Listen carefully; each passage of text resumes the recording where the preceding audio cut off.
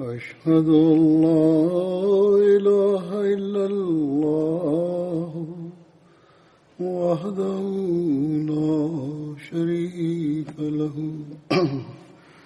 وأشهد أن محمدا عبده ورسوله أما بعد فأعوذ بالله من الشيطان الرجيم بسم الله الرحمن الرحيم الحمد لله رب العالمين الرحمن الرحيم مالك يوم الدين إياك نعبد وإياك نستعين اهدنا الصراط المستقيم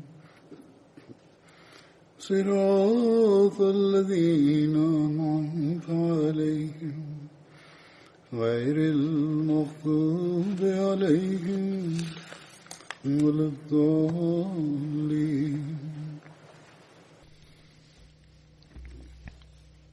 After reciting the Tashahhud, Ta'awuz and Surah Al-Fatiha, Hazrat Khalifatul Masih V, Ayyadahullah Ta'ala bin Nasr al-Aziz stated, in the previous sermon, I spoke about Hazrat Abdul Rahman bin Auf radiallahu anhu, and as some accounts were left, I will narrate them today.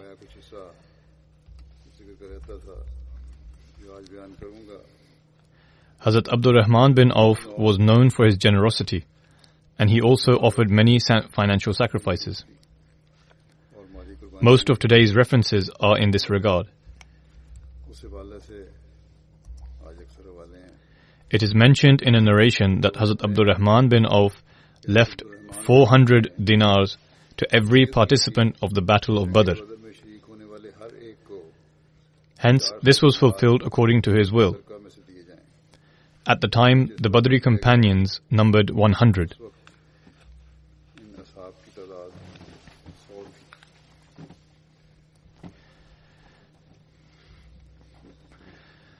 When the Holy Prophet ﷺ ordered the companions to prepare for the Battle of Tabuk, he also urged the affluent to offer wealth and mounts in the way of Allah. Upon this, Hazrat Abu Bakr radiallahu anhu came forward first and brought all of his belongings, which amounted to 4,000 dirhams. The Holy Prophet ﷺ asked Hazrat Abu Bakr, "Have you left anything for your family?"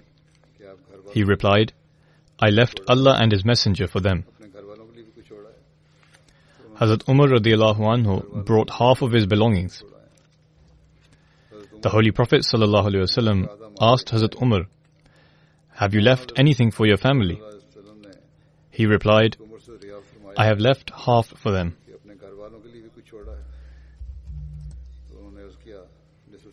Hazrat Abdul Rahman bin Auf gave 100 awqiyah. One awqiyah is equivalent to 40 dirhams, i.e. he gave approximately 4,000 dirhams.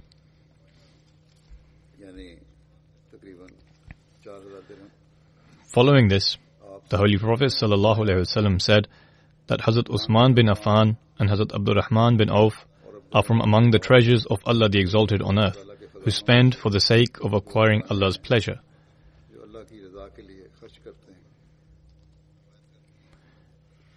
Hazrat Bakr bint Miswar relates that Hazrat Abdul Rahman bin Auf radiallahu anhu purchased a piece of land from Hazrat Usman in exchange for 40,000 dinars and divided it amongst the poor and needy of Banu Zuhra and amongst the Ummahat al-Mu'mineen, i.e. the wives of the Holy Prophet sallallahu alaihi wasallam. Miswar bin Makhzama relates, "When I gave Hazrat Aisha radiallahu anha her portion of this land, she asked who had sent it. I said that Abdul Rahman bin Auf gave it. Upon this, Hazrat Aisha radiallahu anha said, the Holy Prophet sallallahu alaihi wasallam said that after his demise, the one who is extremely patient will treat you with kindness. Following this, the Holy Prophet ﷺ prayed, O Allah, enable Abdurrahman bin Auf to drink from the fountain of Salsabil in paradise. In one narration, it is mentioned that the Holy Prophet ﷺ said that after his demise, the person who will care for his family will be honest and pious.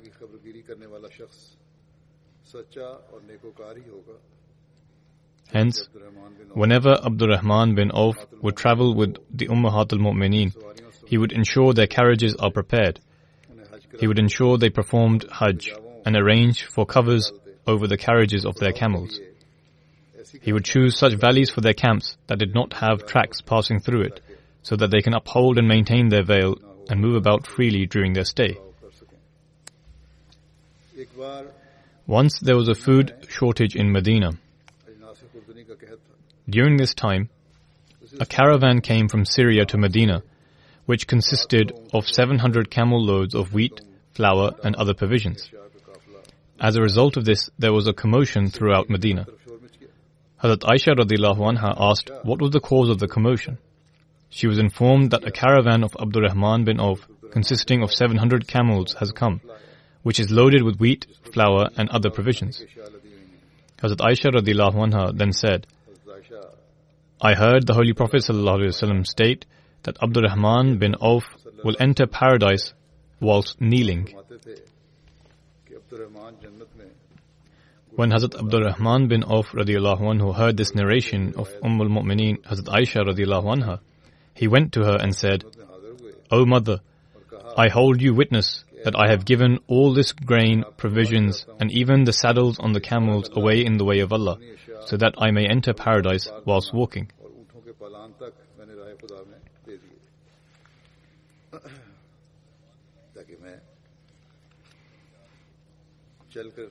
The majority of the incidents of Hazrat Abdurrahman bin Auf spending in the way of Allah have been collected by those individuals who have compiled incidents in the lives of the companions. It is mentioned in Usdul Ghaba that Hazrat Abdurrahman bin Auf was one who spent in the cause of Allah. On one occasion, he freed 30 slaves at once. On another occasion, Hazrat Umar radiallahu anhu was in need of some money, so he requested Hazrat Abdurrahman bin Auf for a loan. Hazrat Abdurrahman bin Auf replied, O leader of the faithful, why do you ask this of me when you can take a loan from Bayt al-Mal, from Hazrat Usman, or from any other person with the means? Hazrat Umar radiallahu anhu stated, I do so lest I forget to return the amount to the treasury, and if I were to take the loan from another person, I may forget to return it, and they may not request the amount back out of respect or due to other reasons. However, you would be able to ask me for your money back and take it. Due to their close relationship, they were very frank with one another, and when he would require his money, he would be able to take it back.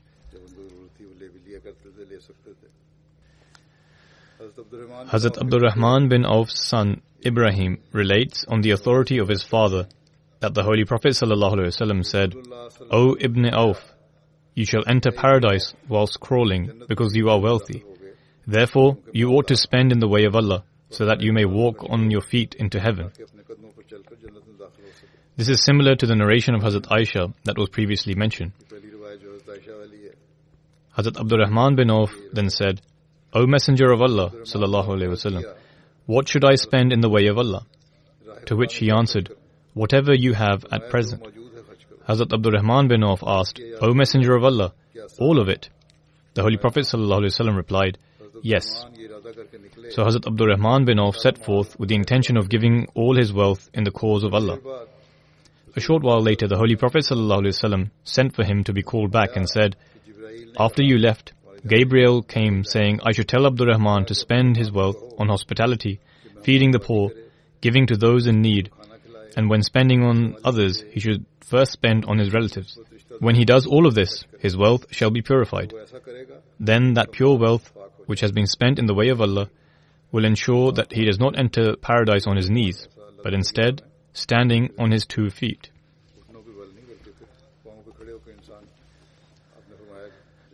Hazrat Abdurrahman bin Auf once gave half his entire wealth of 4,000 dirhams in the way of Allah.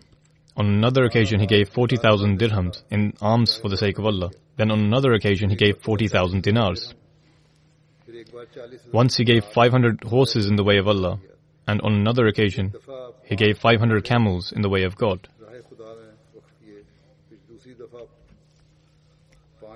Hazrat Abdurrahman bin Auf's son, Abu Salama, narrates that our father left an orchard in his will for the wives of the Holy Prophet ﷺ.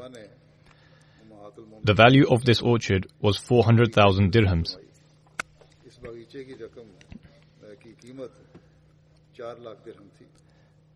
Hazrat Abdurrahman bin Auf instructed that out of his will, 50,000 dinars ought to be given in the way of Allah. He left behind 1,000 camels, 3,000 goats, and 100 horses, which would graze in Baqi. He also had 20 camels that would irrigate farmland at Jurf, which was an area of land situated approximately 3 miles north of Medina, where Hazrat Umar radiallahu anhu also owned some land. From this farmland, Hazrat Abdurrahman bin Auf would ensure there was enough grain for the entire year for his household. According to one narration, he left behind so much gold that it had to be cut up with axes, and those cutting it up suffered blisters on their hands. Hazrat Abdurrahman bin Auf passed away in 31 Hijri, whereas according to another narration, he passed away in 32 Hijri. He lived to the age of 72 years, whereas some other narrations state that he lived until the age of 78 and was buried in Jannat al-Baqi. Hazrat Usman radiallahu anhu led his funeral prayer. However, according to other sources, Hazrat Zubair bin Al-Awwam led his funeral prayer. At the demise of Hazrat Abdurrahman bin Auf, Hazrat Saad bin Malik stated, "Alas, a colossal personality has departed." Hazrat Ali radiallahu anhu stated, "Ibn Auf has departed from among us. He drank pure water from the fountains of this world and left it turbid." Or perhaps it can be said that Ibn Auf lived during an excellent era and departed before the times turned for the worse. Hazrat Abdurrahman bin Auf was survived by 3 wives. Each wife received her share of 1/8, which amounted to 80,000 dirhams. According to another narration, he had 4 wives, each of whom received 80,000 dirhams. The next companion whose account will be mentioned is Hazrat Saad bin Muaz. Hazrat Saad bin Muaz belonged to the Banu Abdul Ashal clan of the Aus tribe of the Ansar and was the leader of the Aus tribe. His father's name was Maaz bin Noman.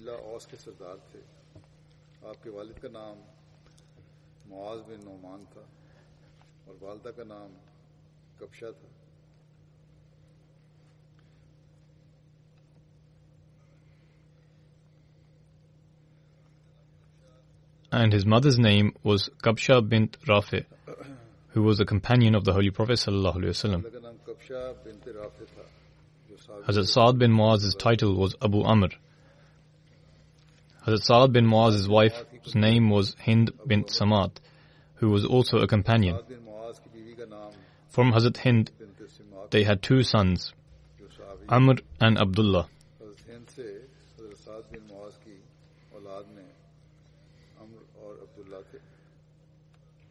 Hazrat Saad bin Muaz and Hazrat Hussein bin Uzair accepted Islam at the hands of Hazrat Musa bin Umair. Hazrat Musa bin Umair was sent to Medina prior to the time when 70 companions took part in the second pledge at Aqaba. On the instructions of the Holy Prophet ﷺ, Hazrat Musa bin Umair would invite others towards Islam and recite the Quran for them. When Hazrat Saad bin Muaz accepted Islam, he told the Banu Abdul Ashal tribe that it is forbidden upon him to speak to any man or woman until they accept Islam. Hence, every person from this tribe accepted Islam. And thus, this was the first tribe from among the Ansar in which all the men and women accepted Islam.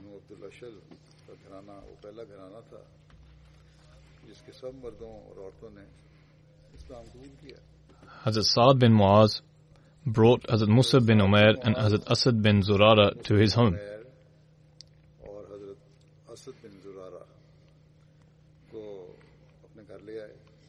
Subsequently, they would preach to others about Islam in the home of Hazrat Saad bin Muaz. Hazrat Saad bin Muaz and Hazrat Asad bin Zurara were cousins from their mother's side. Hazrat Saad bin Muaz and Hazrat Usaid bin Hudayr broke the idols of the Banu Abdul Ashil tribe.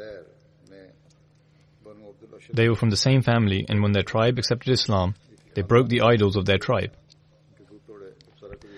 The Holy Prophet ﷺ established a bond of brotherhood between Hazrat Saad bin Muaz and Hazrat Saad bin Abi Waqqas, whereas, according to another narration, the bond of brotherhood was established between Hazrat Saad bin Muaz and Hazrat Abu Ubaidah bin al-Jarrah.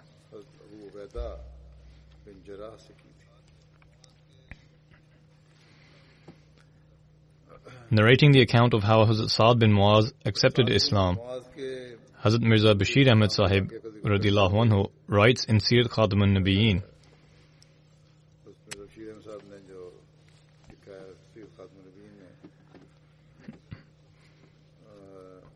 whilst departing from Makkah, these 12 new Muslim converts requested, "Please send an Islamic tutor with us."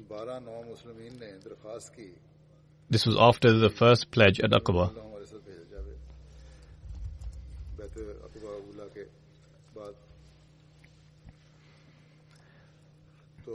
Who can teach us Islam and can preach Islam to our idolatrous brothers as well.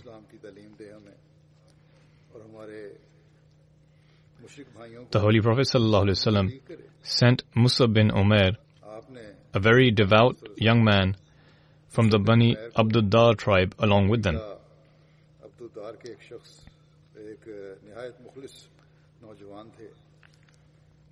An Islamic preacher was referred to as a Qari or Mukri in those days, because the majority of their work was to recite the Holy Quran, as this was the best method of preaching. As such, Musab was also renowned by the name Mukri in Yathrib.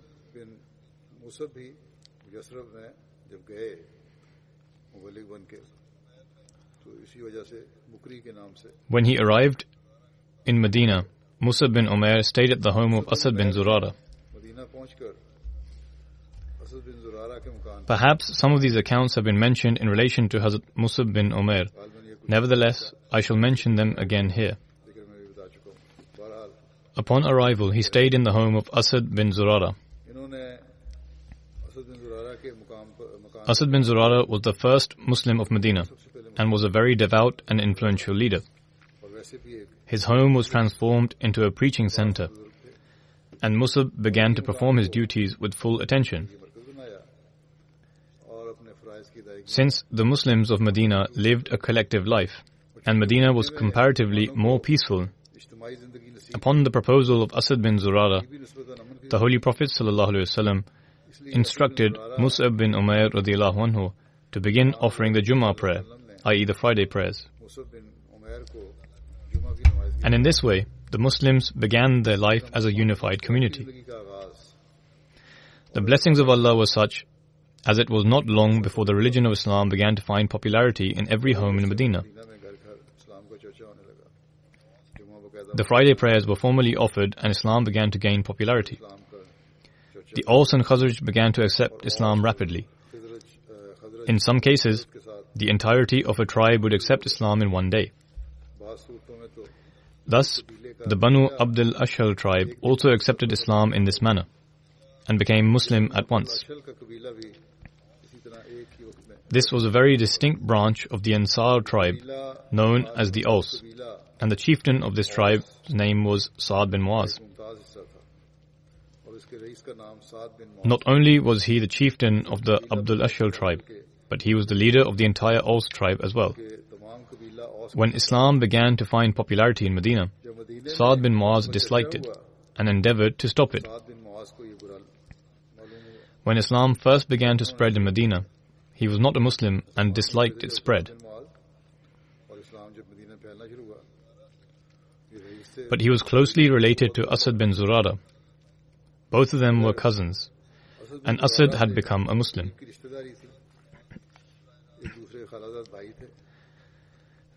For this reason, Sa'ad bin Muaz would not approach him personally so as to prevent a dispute owing to his family ties. As such, he said to another one of his relatives, Usayd bin al-Hudayr, I am somewhat embarrassed to say anything due to Asad bin Zurara, but you go and stop Mus'ab, i.e. the missionary who was sent by the Holy Prophet ﷺ from Mecca, from spreading this irreligiousness. Tell Asad as well that this way of life is not right. Usayd was from the revered chieftains of the Abdul Ashal tribe, and his father had remained the leader of the entire Aus tribe during the Battle of Bu'ath. As mentioned before, the Battle of Bu'ath took place between the Aus and Khazraj tribes before the advent of Islam.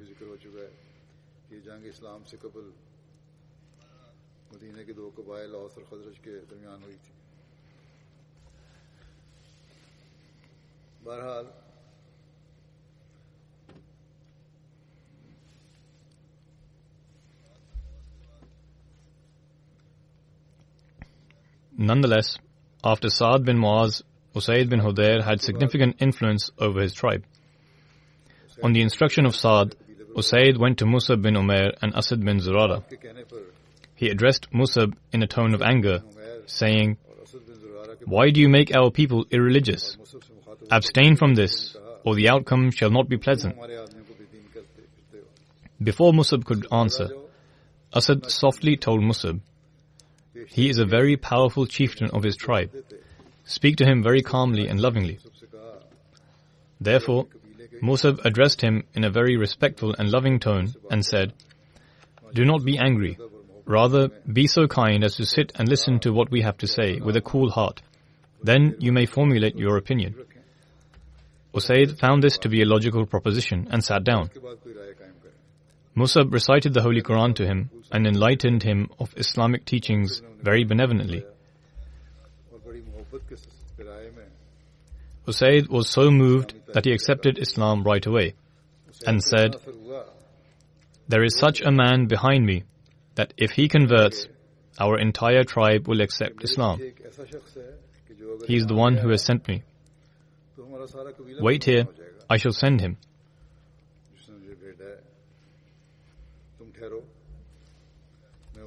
After this, Usayd left, and by some excuse, he sent Sa'ad bin Muaz to Mus'ab bin Umair and Asad bin Zurara.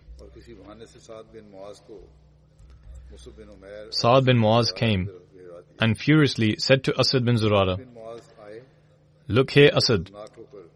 Indeed, you are misusing your family relations, and this is not right.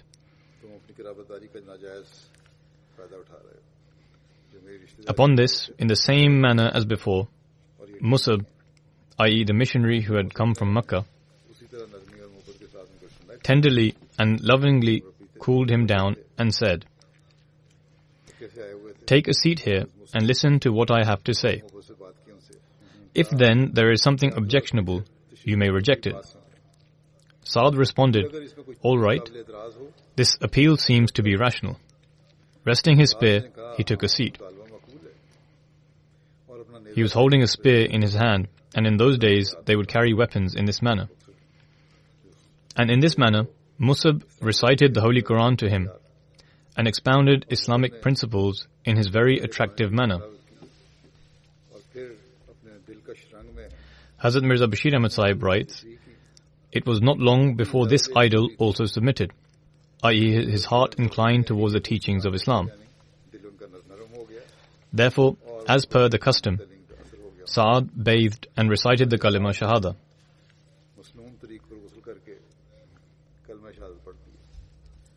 After this, Sa'ad bin Muaz and Usayd bin al-Hudayr went to their tribesmen, and Sa'ad inquired of them in a particular Arabian manner, O Bani Abdul Ashal, how do you find me?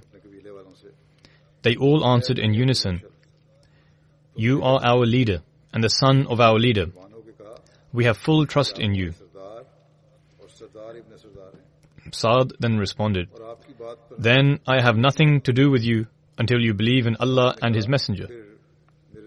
He began preaching to them immediately. After this, Saad explained the principles of Islam to them, i.e. to the people of his tribe.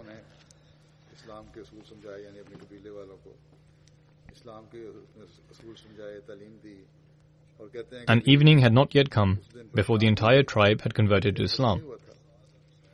Saad and Usaid broke the idols that belonged to their people with their own hands.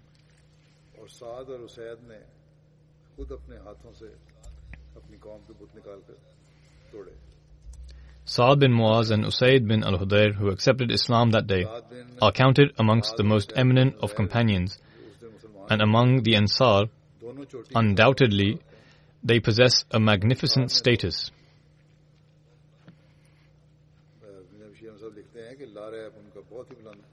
In particular, Saad bin Muaz received a position amongst the Ansar, as did Hazrat Abu Bakr radiyallahu anhu amongst the Muhajirin of Makkah.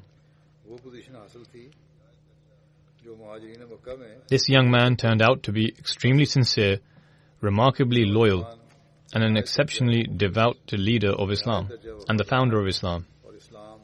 Since he was also the chieftain of his tribe, he was extraordinarily intelligent as well. He acquired such a position in Islam which was not only distinctive, nay, the most distinctive companions of the Holy Prophet ﷺ acquired. No doubt, upon his early demise, the words of the Holy Prophet ﷺ that, "Upon the demise of Saad, even the throne of the gracious God has come into motion," was based on a very deep reality. Therefore, in this manner, Islam began to spread throughout the Aus and Khazraj very rapidly. The Jews would look to this sight in terror. In their hearts they would say, "God knows what is about to happen."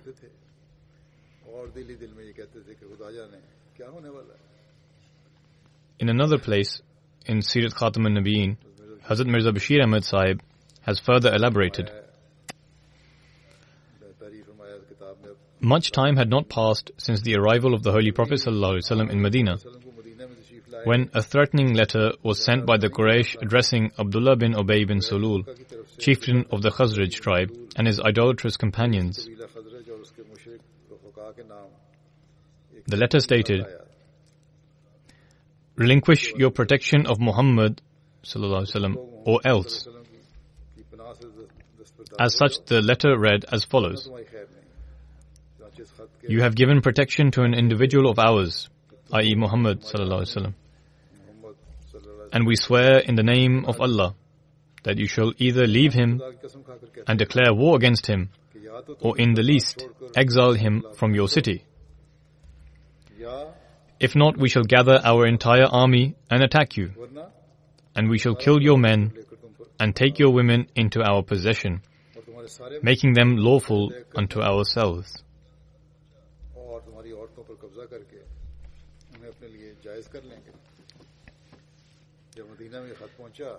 When this letter reached Medina, Abdullah and his companions, who already harbored deep enmity in their hearts against Islam, prepared to wage war against the Holy Prophet ﷺ.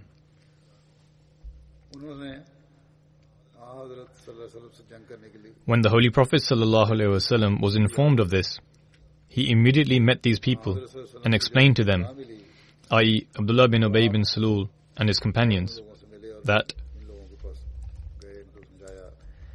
if you wage war against me, in fact, it is you who shall suffer.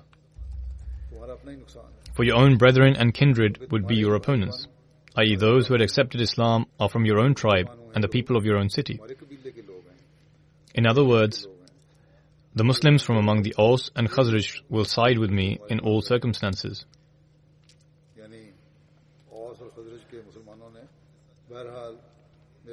Hence, waging war against me only means that you would be taking up the sword against your very own sons, brothers, and fathers.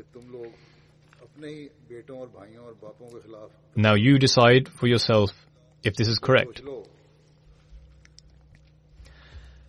Abdullah and his companions, who still vividly remembered the bloodshed of the Battle of Bu'ath, when the two tribes fought, it led to a lot of bloodshed. Understood and refrain from carrying out this intention. When the Quraysh failed in this plan, after some time, they sent a similar letter to the Jews of Medina.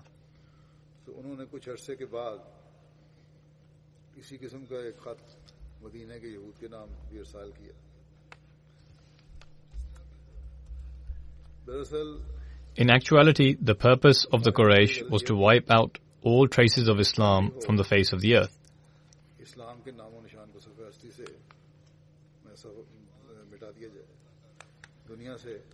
Distressed by the persecution of the Quraysh, when the Muslims migrated to Abyssinia, they pursued them there as well. This was the ploy of the disbelievers from the very beginning. They exerted their utmost effort to convince the pure-hearted Negus to hand over these oppressed and exiled Muslims to the Meccans. Then, when the Holy Prophet ﷺ migrated to Medina, the Quraysh pursued him and left no stone unturned in trying to arrest him.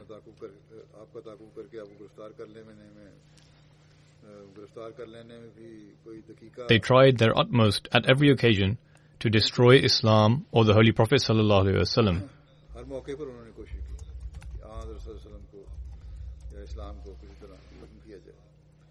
Now they discovered that the Holy Prophet ﷺ and his companions had reached Medina, and Islam was quickly spreading there.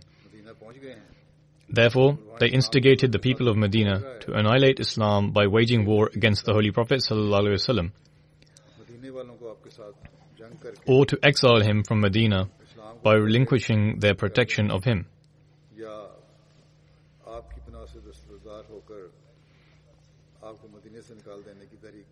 Hazrat Mirza Bashir Ahmad Sahib writes, "By this letter of the Quraysh, a custom of Arabia is also brought to light, whereby in war they would kill the men, but the women would be taken as possessions and considered lawful for them.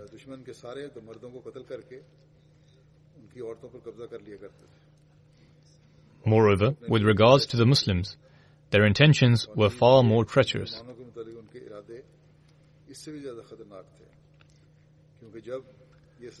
The reason being that if this was the punishment they had prescribed for those who had only given protection to the Muslims, i.e. that they would kill the men and declare the women lawful, undoubtedly their plans for the Muslims themselves must have been far more severe.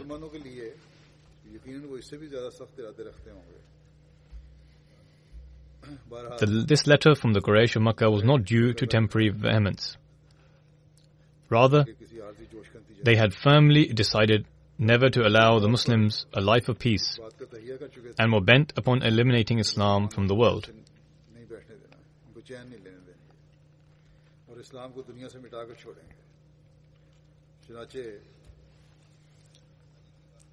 Hazrat Mirza Bashir Ahmad Sahib says, as such, the following historical account demonstrates the bloody intentions of the Quraysh of Makkah.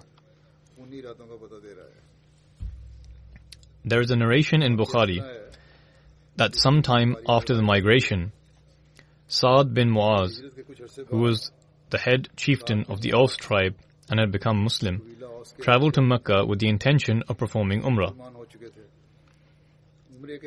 He stayed with an old friend from the era of the Jahiliyyah named Umayyah bin Khalf, a chieftain of Makkah.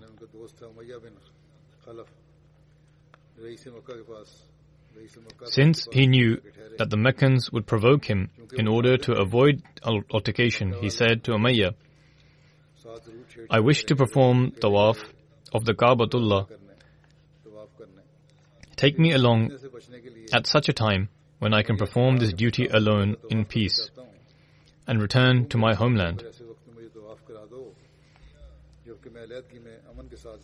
Hence, Umayyah took Sa'd to the Kaaba at midday, when people were generally in their homes. However, it so happened that exactly at this time, Abu Jahl also turned up, and as soon as he saw Sa'd, his eyes gorged with blood in rage. Suppressing his anger, however, he addressed Umayyah, saying, "O Abu Safwan, who accompanies you?" Umayyah responded, "This is Sa'd bin Mu'az, chieftain of the Aus."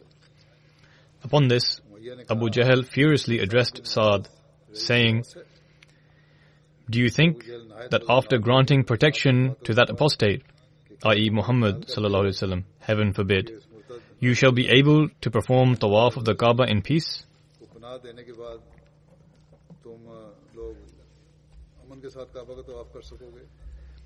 And do you believe that you have the strength to protect him and support him? By God, if you had not been accompanied by Abu Safwan, you would not have been able to return home safely. Sa'd bin Mu'az would usually avoid altercation, but his veins also flowed of chieftain blood, and his heart was replete of religious indignation. He retorted in a thunderous voice, "By Allah, if you obstruct us from the Kaaba, then remember that you shall also not receive peace upon your Syrian trade route." As they were situated on the route, therefore they would also retaliate. Seeing Sa'd in anger, Umayyah said, "Look, Sa'd, do not raise your voice before Abul Hakam, chieftain of the people of the valley."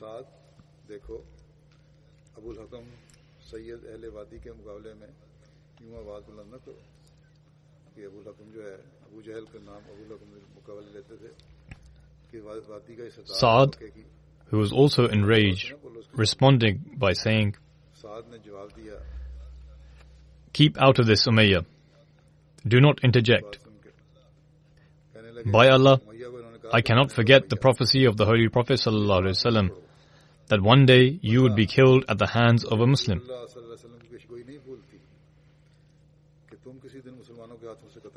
Upon hearing this news, Umayyah bin Khalf became severely distraught and came home to inform his wife of this statement of Sa'd. He said, "By God, now I shall not leave Makkah to oppose the Muslims." He was convinced that since the Holy Prophet ﷺ had uttered these words, and whatever he said was always fulfilled, therefore this statement regarding him would also be fulfilled. However, the writings of divine decree were to be fulfilled. At the occasion of Badr, Umayyah was forced to leave Makkah and was killed there at the hands of the Muslims, receiving the recompense of his evil deeds. This was the same Umayyah who would ruthlessly persecute Hazrat Bilal due to his acceptance of Islam. In Sahih Bukhari, it is narrated by Hazrat Abdullah bin Mas'ud that Hazrat Sa'd bin Mu'az travelled to Makkah with the intention to perform Umrah.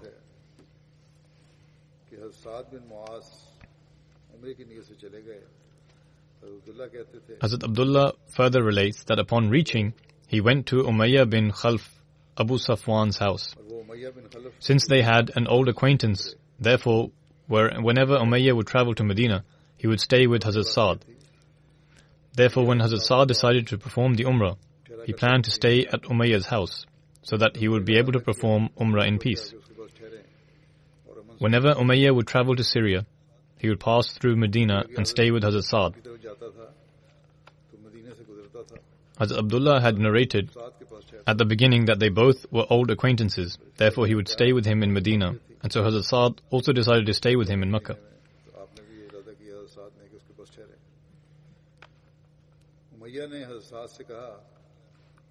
When Hazrat Sa'd informed Umayyah that he intended to perform the Umrah, Umayyah told him to wait, and when it was midday, he should go and perform the tawaf, as people would be preoccupied in other things at the time. The narration continues that while Hazrat Sa'd was performing the tawaf, Abu Jahl came and said, "Who is this performing the circuits of the Kaaba?" "It is me, Sa'd," replied Hazrat Sa'd. In other words, he replied himself and informed him. Abu Jahl replied, "Since you have given refuge to Muhammad ﷺ and his companions, "Do you think you will now be able to perform the tawaf in peace?" Hazrat Saad replied, "Yes." According to the narrator, both then began to exchange heated words with one another. Umayyah stated, "Do not raise your voice before Abul Hakam, for he is the chief of the people of this valley." Hazrat Saad replied, "By God, if you stop me from performing the tawaf of the Kaaba, then I shall stop your trade in Syria." I.e., he said this to Abu Jahl. Hazrat Abdullah bin Mas'ud narrates that upon hearing this, Umayyah continued to warn Saad to lower his voice and tried to hold him back. However, Hazrat Saad had become greatly angered and said to Umayyah to let him continue talking to Abu Jahl. And said to Umayyah, "I have heard Muhammad sallallahu alaihi wasallam say that Abu Jahl would be the one who gets you killed." In other words, he would become the means of his death. "Me?" asked Umayyah. Hazrat Saad replied, "Yes." Upon hearing this, Umayyah said, "By God, Muhammad never utters a lie." Thereafter, he went to his wife and said, "Are you aware of what my Yathribi brother has said to me?" His wife inquired what he had said, and Umayyah told her, "He has heard from Muhammad sallallahu alaihi wasallam that Abu Jahl will be the one who kills me." His wife replied, "By God, Muhammad never utters a lie." Hazrat Abdullah bin Mas'ud further narrates that when the call for battle reached him and he was leaving for Badr, his wife reminded him what his Yathribi brother had once said to him.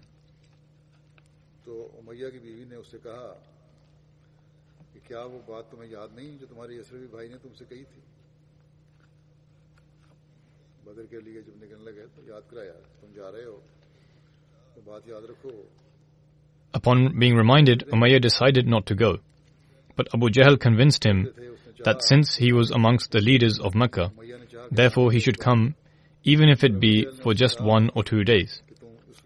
Hence, Umayyah left to go only for 2 days, but Allah the Almighty caused him to be killed. In another narration, Umayyah leaving for Badr and being killed has been mentioned in the following manner. Hazrat Saad said to Umayyah, "O Umayyah, by God, I have heard the Messenger of Allah sallallahu alaihi wasallam say that his companions will kill you." Umayyah inquired whether this would occur in Mecca. Hazrat Saad answered that he was not aware of that. Upon hearing this, Umayyah became frightened, and when he returned to his house, he told his wife, Safiya Karima bint Muhammad, "O Safwan, have you heard what Saad has said regarding me?"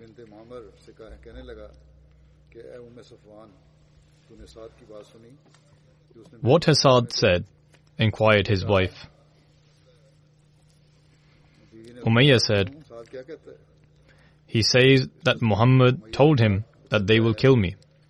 I asked him if they intended to do this in Mecca. However, he did not know."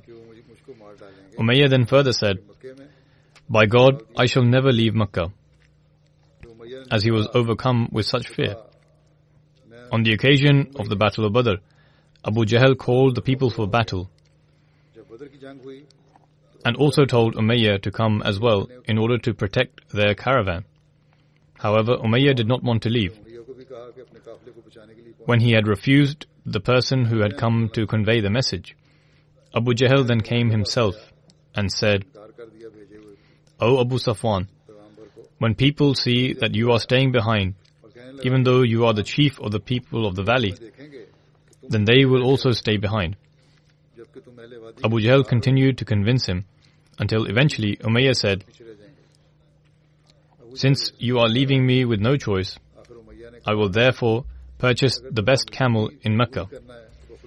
He then said to his wife, "O Safwan, prepare my provisions for the journey."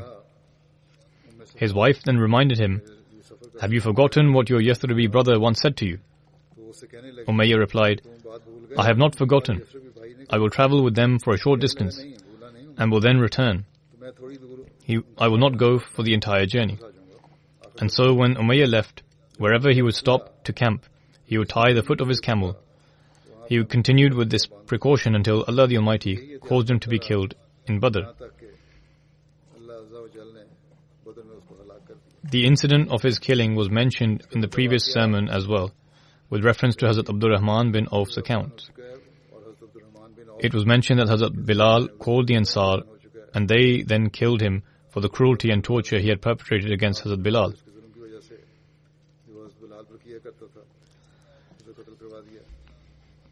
Hazrat Muslim Maud radiyallahu anhu states,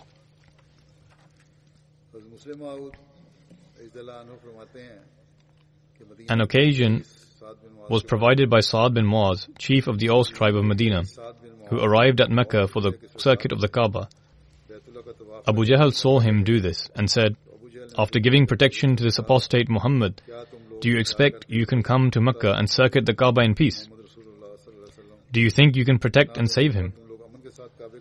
I swear by God that had it not been for Abu Safwan, you could not have returned safe to your family. Sa'ad bin Muaz replied, take it from me, if the Meccans stop us from visiting and circuiting the Kaaba, you will have no peace on your road to Syria. Hazrat Sa'ad bin Muaz participated with the Holy Prophet ﷺ in the Battle of Badr, Uhud and Khandaq. On the day of Badr, Hazrat Sa'ad bin Muaz was holding the flag of the Aus tribe.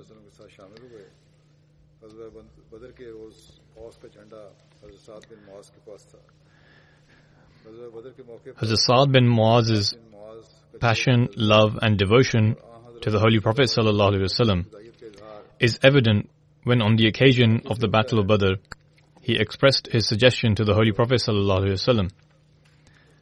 In regards to this, Hazrat Mirza Bashir Ahmad Sahib writes in Sirat Khatam al-Nabiyyin,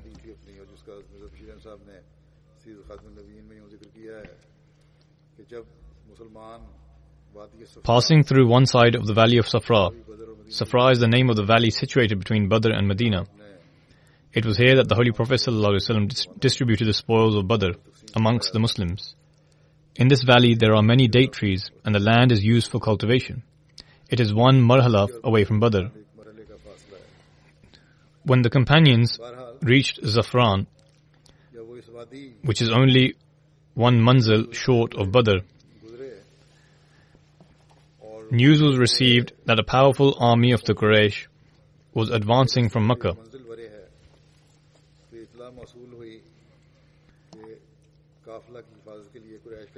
A powerful army was approaching in order to protect the trade caravan. The Meccans thought that perhaps the people of Medina would attack the trade caravan. Since the time for maintaining secrecy had now passed, the Holy Prophet ﷺ gathered all of the companions and informed them of this news.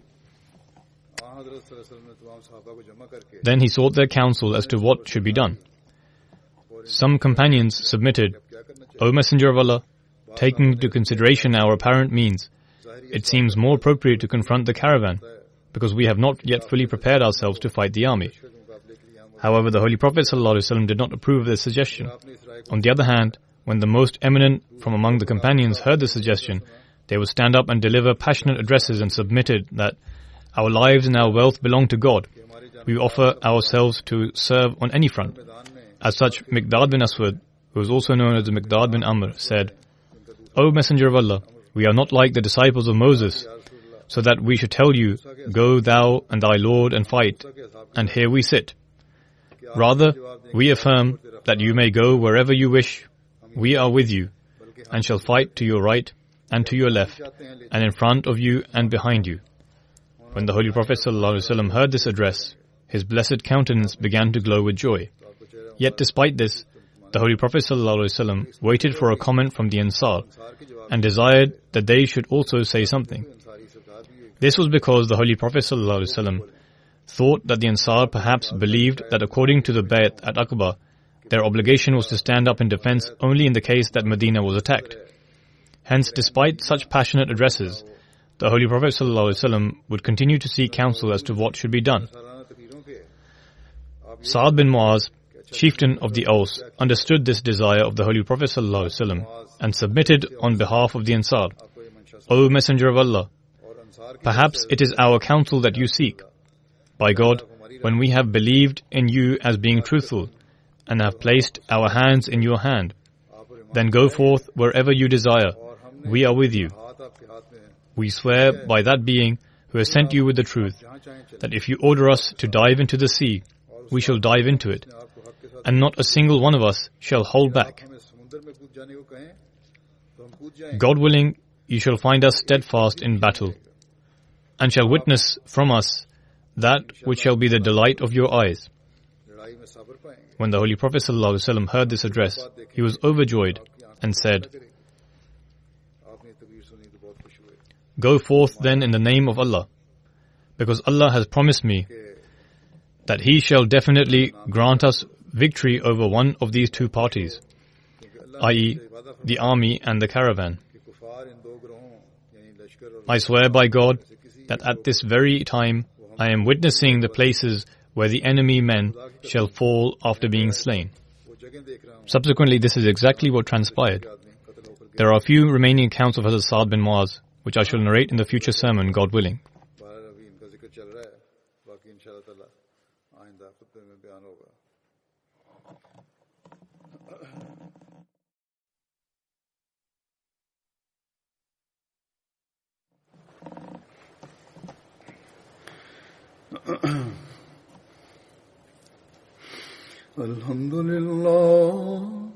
Alhamdulillah, nahmaduhu wa nasta'inuhu wa nastaghfiruhu wa nu'minu bihi wa natawakkalu alayhi wa na'udhu billahi min shururi anfusina wa min sayyiati a'malina. من يهده الله فلا مضل له ومن يضلل فلا هادي له ونشهد أن لا إله إلا الله ونشهد أن محمدا عبده ورسوله عباد الله رحمكم الله إن الله يأمر بالعدل والإحسان وإيتاء ذي القربى وينهى عن الفحشاء والمنكر والبغي يعظكم لعلكم تذكرون اذكروا الله يذكركم وادعوه يستجب لكم ولذكر الله أكبر